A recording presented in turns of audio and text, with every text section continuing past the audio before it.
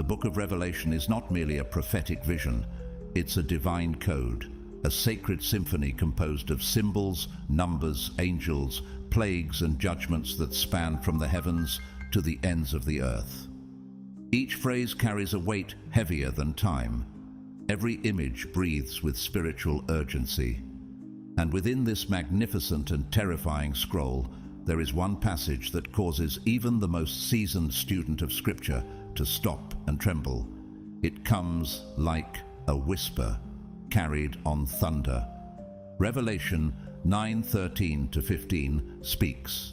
Then the sixth angel sounded, and I heard a voice from the four horns of the golden altar, which is before God, saying to the sixth angel who had the trumpet, "Release the four angels who are bound at the great river Euphrates." So, the four angels, who had been prepared for the hour and day and month and year, were released to kill a third of mankind. Did you feel the shift? This isn't poetic metaphor. It's not apocalyptic symbolism that can be neatly filed away in allegory.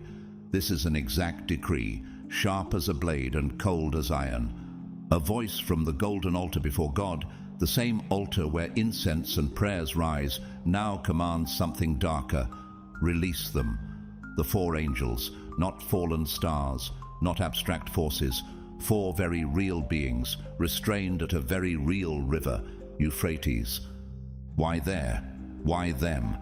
What is it about this place and this specific group that required them to be bound, not just hidden, not just sealed, but restrained, locked away like volatile forces, too dangerous to roam freely? The language is clear and deliberate. They are not permitted to move an inch before their time, not a vague season or symbolic age, but a literal hour, day, month, and year. A precise cosmic countdown already ticking in the background of history. And when the final second arrives, they are released, not to preach, not to heal, but to destroy, to wipe out 1/3 of mankind. Can you even imagine it? A third. Gone. In a single divine act. This isn't a local disturbance. This is judgment on a scale the earth hasn't witnessed since the fountains of the deep burst open in Noah's day. But even that judgment had a clear warning and a righteous family preserved in an ark. What will the world see when these angels rise? And then comes a question that disrupts the very foundation of our understanding of angels. Because nowhere in the Bible are God's holy messengers described as being bound. Gabriel wasn't chained when he came to Mary. Michael wasn't restrained when he battled the Prince of Persia. The hosts of heaven are always sent, empowered, released. They go where they are commanded with fire in their steps and glory on their wings. But these four, they are bound. That changes everything. Binding implies danger. Binding implies disobedience. Binding implies a force that must be contained for the sake of humanity.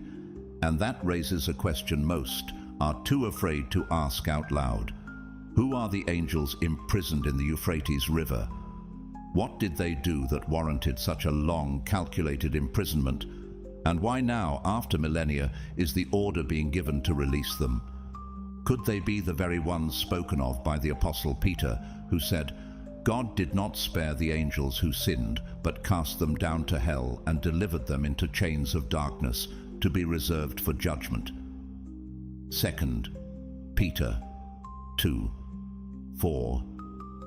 Or are they the ones Jude referenced, the angels who did not keep their proper domain but left their own abode? He has reserved in everlasting chains under darkness for the judgment of the great day. Jude 1:6. Or could their story go even deeper, buried beneath the dust of Eden and the corruption of early man? Could it stretch all the way back to Genesis, hidden in the fog between the fall of man and the rise of ancient wickedness? Have you ever considered that the mystery of these four bound angels might be the final thread that ties the beginning of our story to its ultimate conclusion? What would you do if you stood by the banks of the Euphrates today and sensed the ground trembling beneath your feet? Would you realize what's waiting just below the surface? Stay with this story. Something ancient is awakening, and it's only the beginning. To truly grasp the identity of the four imprisoned angels bound beneath the Euphrates, we must travel far beyond Revelation, back through centuries of prophecy, before kings and covenants, even before the floodwaters swallowed the earth. We return to a time veiled in mystery, a time when mankind was still multiplying across the early earth, unaware that an invisible line had been crossed, one that would reshape human destiny forever. In Genesis 6:1-2, we stumble upon one of the most mysterious and often debated moments in all of Scripture. When man began to multiply on the face of the land, and daughters were born to them, the sons of God saw that the daughters of man were attractive, and they took as their wives any they chose. At first glance, this might seem like just another ancient account, but the phrase, sons of God, opens a door into something far more disturbing.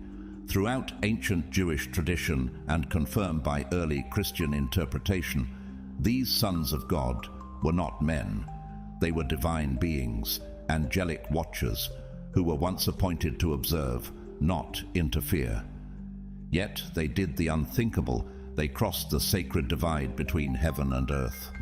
They were never meant to touch what God had separated, yet they took human women as their wives and produced offspring, hybrid beings called the Nephilim, giants, titans, corruptors.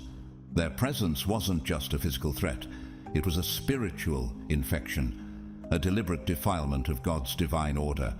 These Nephilim, as described, were the mighty men of old, the men of renown. But their fame was born in violence, not virtue. They brought with them a dark legacy of destruction, war, and arrogance that poisoned the soul of humanity. Can you imagine the world in those days?